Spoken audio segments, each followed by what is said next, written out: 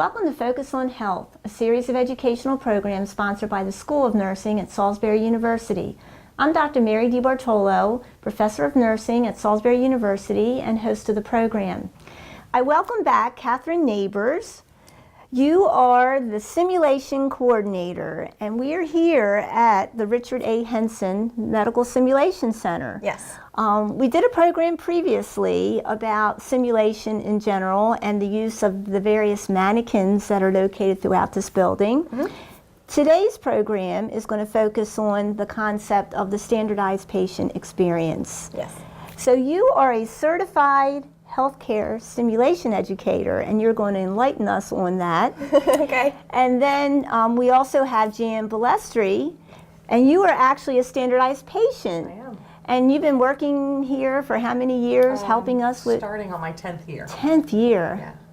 So we'll get to you in just a moment to find out the experience from your end as a standardized patient. So first, talk to us about maybe, give us an overview of just what the building's about, the two major components, and then we'll focus on the standardized patient experience. So the building opened in 2011. It was designed to give students of Salisbury University and other local healthcare professionals an opportunity to practice and refine their clinical skills in a safe place. The two main components, one is the high fidelity simulation with the mannequins, the patient simulators, which we talked about a little bit before. And then the other is the standardized patients, which are our trained actors. We use the two for various reasons. Every scenario has a different goal and a different objective.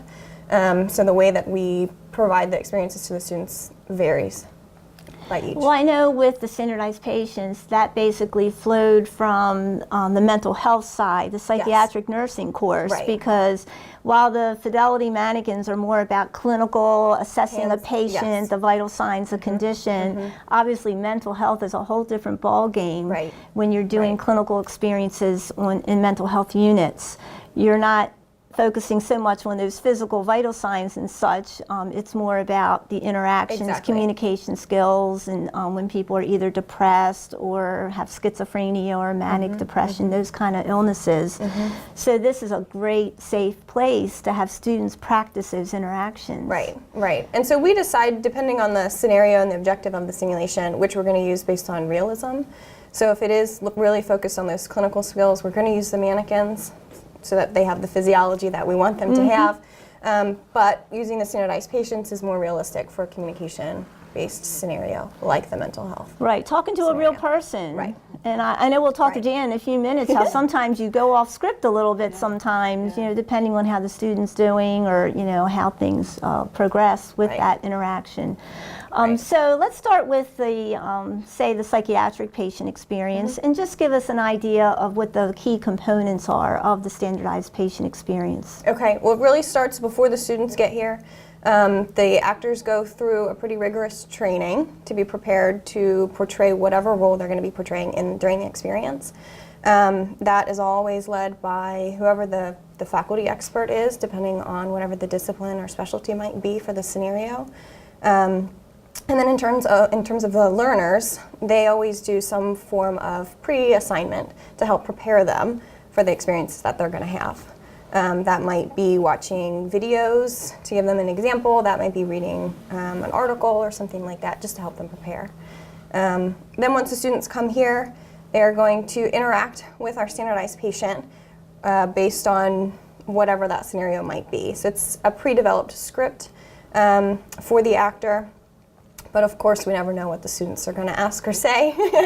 So there's a little bit of ad-libbing there. Right, but that's what that training is for. And they don't know what the patient's going to say either. They don't. No, they don't. Yeah, we have a script, but you can go off script a little bit. Yeah, and the students don't know that script, so while meeting the objectives for the simulation. Exactly.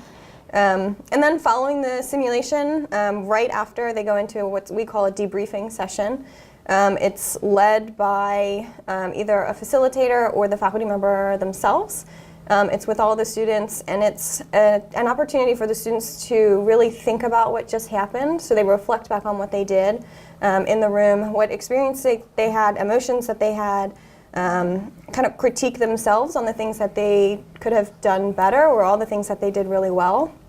And the goal for that debriefing session, it's a safe place so they can talk about those mistakes and then really think about why they happened so that they wouldn't happen in the future in the real clinical setting.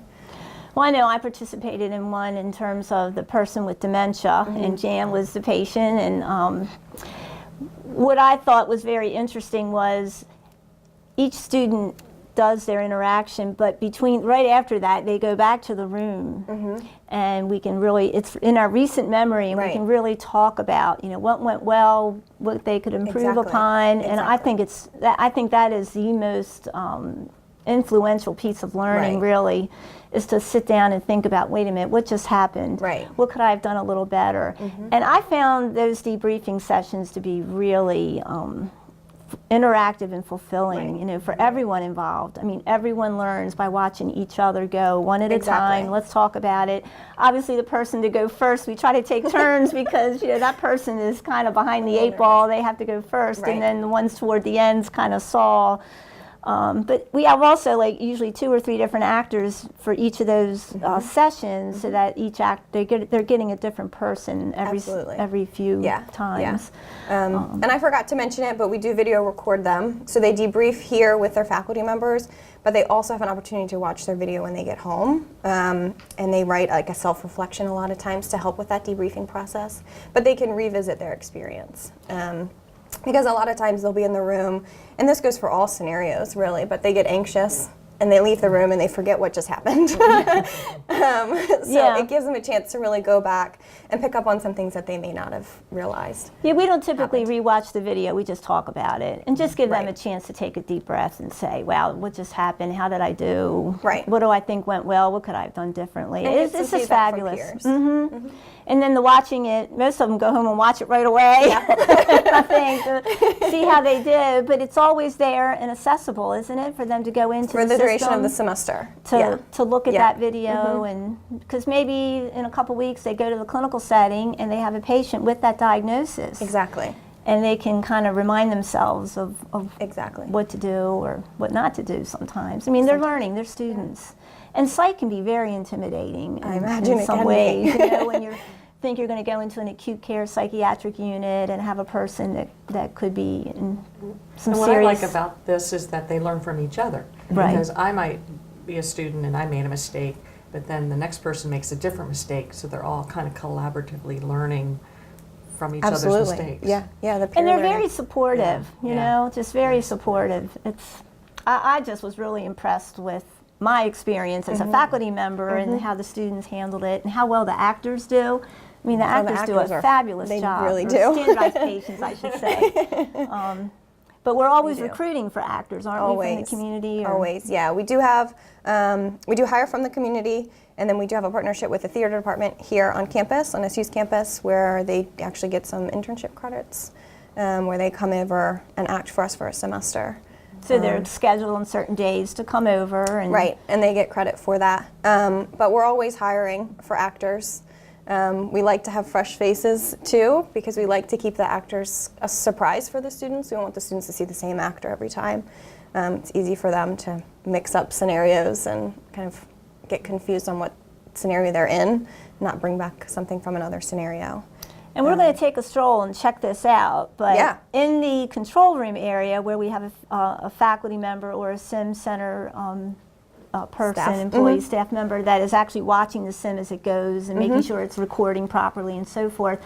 There's also an area where there's costumes and makeup, and I know, Jan, when you did the one with me on dementia, you were complete in the gray wig and some makeup to make yourself look older. Of course, we call that moulage.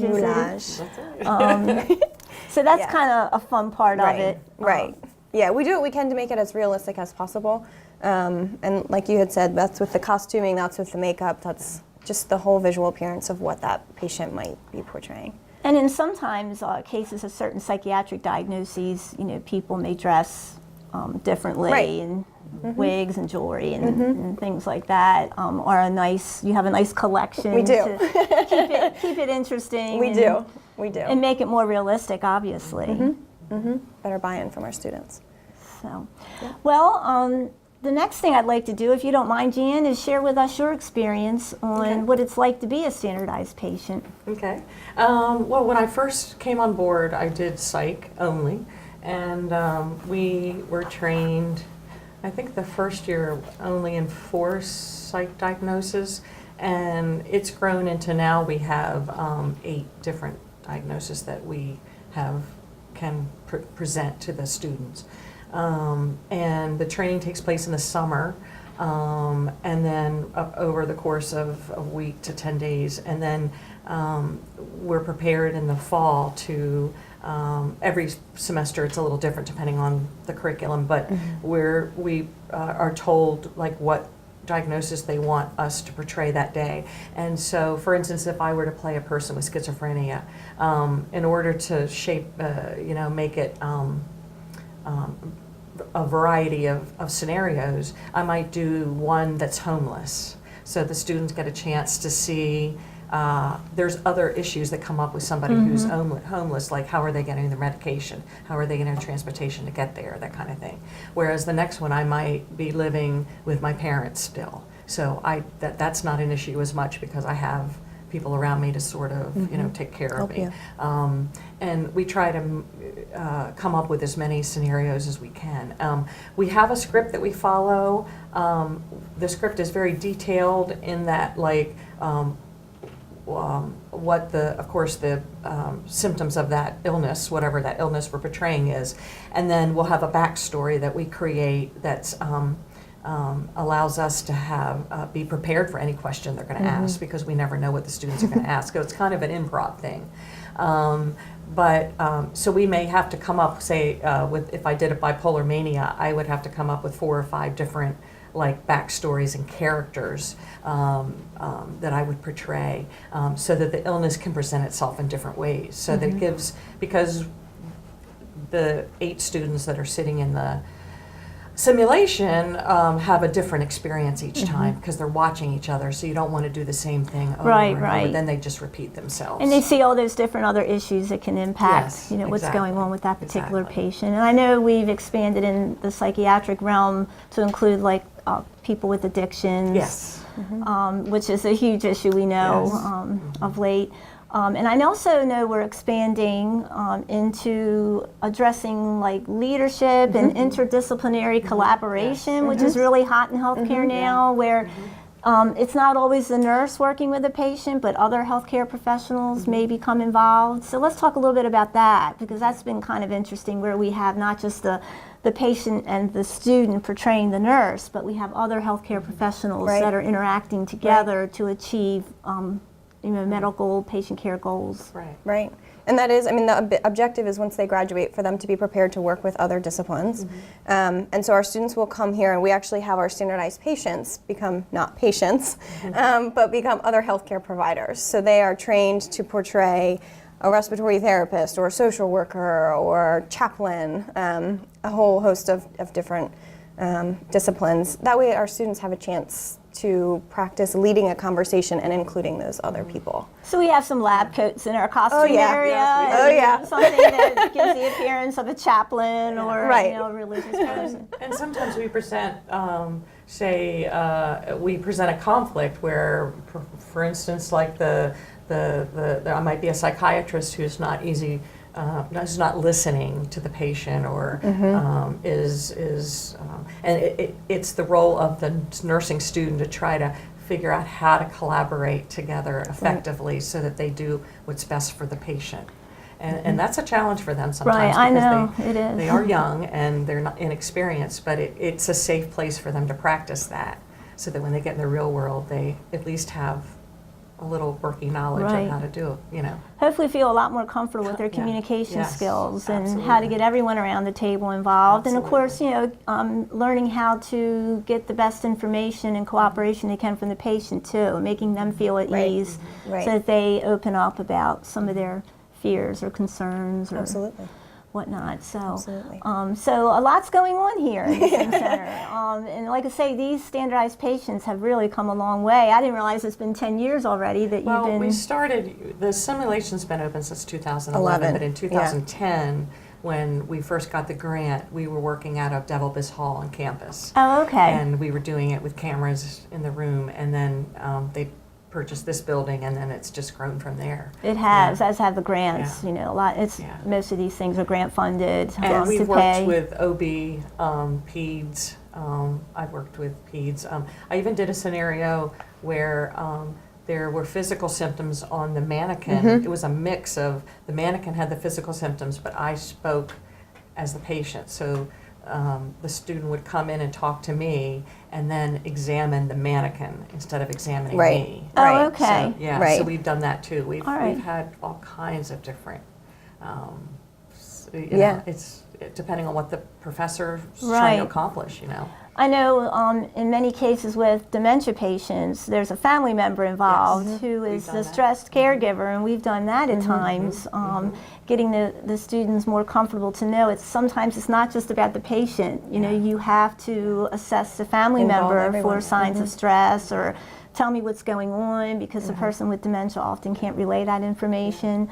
So we can really do a lot with this tool. And of course we have the tool kits, we call them, where we give the student an assignment ahead, and they prepare. It takes a little bit of the anxiety away, I think, when they watch a video of another interaction with the faculty member interacting with the client, and then they might feel more confident to come in and do it themselves. And we've stacked like learning on top of one another. Like one time with peds, they had to take care of a child that had broken a limb. But then I played the mother, so then they had to deal with the hysterical mother who, it turned out there was some abuse going on, and they wanted to see if they picked that up. So they had to not only think about their medical training and how to take care of the patient, but at the same time also be using their communication skills and picking up the hints I was giving to see, and so it's like, well, that's very real world. It is very real world. Especially in pediatrics, you're not only taking care of the child, but the parents are involved, and it's all very, very realistic. So, I think it's just a great job that we're doing over here with all that to get students prepared. And we get relatively good feedback from the students. Oh yeah, absolutely. I mean, some are they're nervous about it, but once it's over, they say great things about how much they learn from doing it, and to be able to watch themselves later on in the privacy of their own dorm room or home or whatever, and get a feel of how they did. It's just great learning. Don't the studies show that simulation really benefits the student? Oh, absolutely. Absolutely. Hands down, it's... Yeah, it replicates whatever they would do in the clinical setting, but in a safe place for the student and for whoever the patient might be, or other people. And we do try to take some of that anxiety away. A lot of the literature says that it shouldn't be graded. So these are really experiences for the students. Of course, there's participation involved in that, so there's some little bit of grade involved. But it really is about the experience and the student immersing themselves into whatever situation that we want them to be in, so that they have that experience before they graduate. Or after they graduate. We have some people here that are no longer students, they're healthcare professionals, and they're coming here for ongoing training and things like that too. It's very exciting. I know the next thing we want to do is let's take a stroll and check out the control room and the debriefing room. Sounds good. Okay.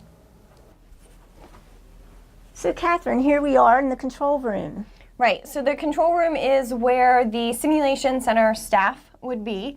We are responsible for video recording whatever's going on in the simulation room. We can watch this live. And then we're here to start and stop the recording, assign the appropriate students and actors, and then be here in case something goes wrong. Right, and we do have 2 separate rooms that can be used for sim. Right, we have 2 simulation rooms, and then we have several control rooms throughout the sim center, so that we can record many things at once. Okay.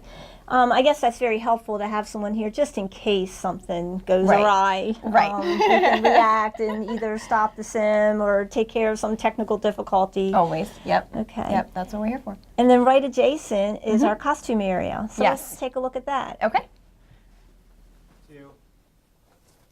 So here we are in the costume area and makeup area that is right adjacent to the control room, but this is where the standardized patients put on their outfits or their makeup for whatever part they're playing. Right, exactly. So we have a variety of things that our actors can use. Lots of different clothing options, like you said, the makeup. We have wigs, hats, and they, just like you said, will be putting on different things based on whatever they're going to be portraying, whatever that scenario is. And then, of course, we have some lab coats for our interdisciplinary collaboration. Right, because again, they're not always simulation. patients. Sometimes they are the healthcare professionals. So maybe, Jan, you can show us some of the costumes you've worn in the past. So, for instance, if I was going to play someone that was in a manic episode who had bipolar mania, they are one of the symptoms they can portray is that they dress very flamboyantly. So I may use the boa, or I may have a delusion that I'm a king or queen of something, and so they actually would wear this, and I might put these things on in a scenario to present somebody who is in a very high state of delusion. Right, and then of course the makeup can be very exaggerated. Yeah, exactly. And then of course, going back to the example we talked about earlier, where you played an older woman with dementia, we have a wig there. I used this wig, and then of course the makeup that was applied to make me look older, and the jewelry and the clothes were of someone that was, Right. I mean, the goal is to make it look as realistic as possible. Right, for the students to For buy the in. students, too. Yeah, for buy-in, you mentioned. Yeah, So- because we really want them to immerse themselves in the scenario. We want them to believe that this is the patient, Versus that an actor. this isn't an actor. Right. Right. Okay, how about next we go check out the debriefing area? Sounds good. So here we are in the debriefing room, and this is a very important part of the standardized patient experience. And of course, the faculty member or facilitator can control the video being watched by the one student doing the simulation at the time, while the rest of the students are sitting in here watching the video. So tell us how that goes and some of the key things about the debriefing process. Sure. So when the students come back into the room, it's all it's supposed to be reflective in nature for the students. So there is a facilitator there, but it really should be led by the students. They talk about the way that the scenario made them feel. Some of them are emotionally charged, so it's important to acknowledge that and understand that that's natural and okay. Because sometimes they're dealing with serious things. Right. Depressed patients that may be suicidal. Exactly. Yeah. So kind of having a safe place to talk about that is important at the start of the debriefing session. And then it really jumps right into, how did that go? How did the scenario go? How did you feel as a healthcare provider? What things did you wish you would have done differently? What things do you think you were really strong or did really well? And how would you change it in the clinical setting? And I know what we have up on the screen is one that we did together where you played an older woman with dementia and I was playing the nurse doing a visit. And this was part of a pre-taped toolkit piece where they watched this video the day before their actual clinical simulation day. And I did some things well for the most part, but there were a few things that maybe I could have said a little better. We call that non-therapeutic communication strategies. And we asked the students to watch the video ahead of time and then do a little written assignment on what were the positive things, what were the negative things, so that they feel a little bit more prepared to come in and actually interact with the patient themselves. Right, and we found that that whole toolkit really helps them. It's a really good learning experience, and they're prepared for when they graduate. So several sims going on right now, standardized patient scenarios, and more to come. Absolutely, always. So, and thank you to you both for Absolutely. being with me here today to review the standardized patient experience, and of course, Jan especially sharing your experience about being the actor standardized patient. It was my pleasure. And of course, here's your chance to give a plug for Right, actors. we are always hiring actors. We hire actors to portray all sorts of different varieties that we've talked about here, being the patient, being the healthcare provider, all age, all genders, all everything. We're always looking for people to help us out. And it is a paid position. It is. It's paid. They get paid for the training. They get paid for acting. And we'd be happy to have more people. Yeah, you do have to come in and do the training. They correct? do. They do. They do. But they don't have to have prior or previous acting experience because we do those trainings. So just as long as they're interested and feel comfortable being on a couple cameras, we're happy to meet them and happy to have them. And of course, the training's important because if they didn't feel comfortable doing it, they can always opt out. Of course. But if they think it's for them and they look forward to coming in and doing the actual simulations with students. Yep, and they can always reach out to me. I can give them more information about the role, more information about how the application process works. And all of my contact information will be available to them. Yeah, we'll put that at the end of the program on a slide, an email where they can contact you if they have any questions or think they might be interested. Absolutely. So, well, thanks again to both of you for showing this great simulation center we have here on the campus of Salisbury University.